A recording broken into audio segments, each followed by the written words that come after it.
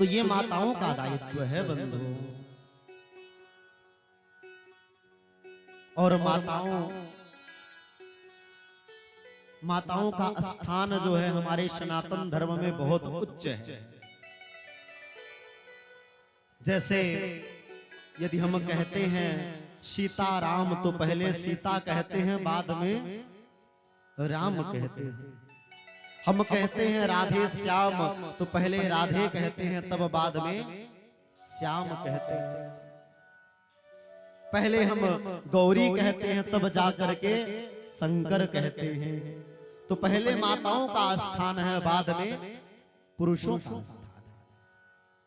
और हमारे गुरुदेव भगवान कहा करते थे, यत्र नार्यस्तु पूज्यन्ते रमन्ते तत्र देवता।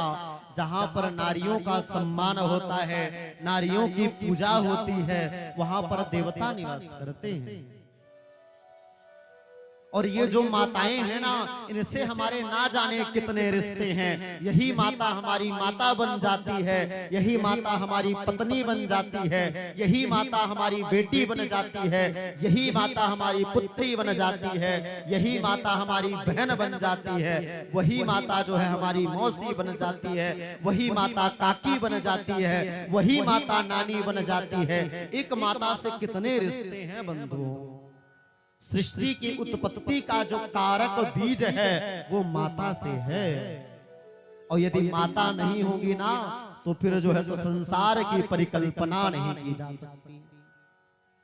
इसीलिए तो हमारे यहाँ बहू को लक्ष्मी कहा गया है, कुल बहू को। और पत्नी को पत्नी नहीं कहा गया है, क्या कहा गया है?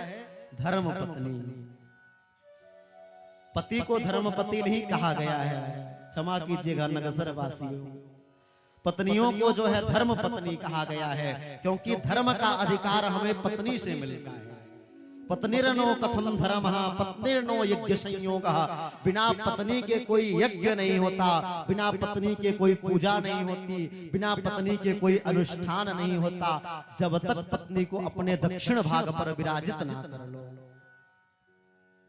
और एक बात बताता हूं, आप कोई भी पूजन करोगे, कोई भी पाठ करोगे, तो उसका आधा फल पत्नियों को बिना कुछ किए ही मिल जाता है। कुछ भी ना करे, पति ने यदि कोई पुण्य कार्य किया तो आधा फल जो है तो पत्नियों को प्राप्त हो गए। ये धर्म की प्रतिमूर्ति है, इनके बिना कोई यज्ञ नहीं होता।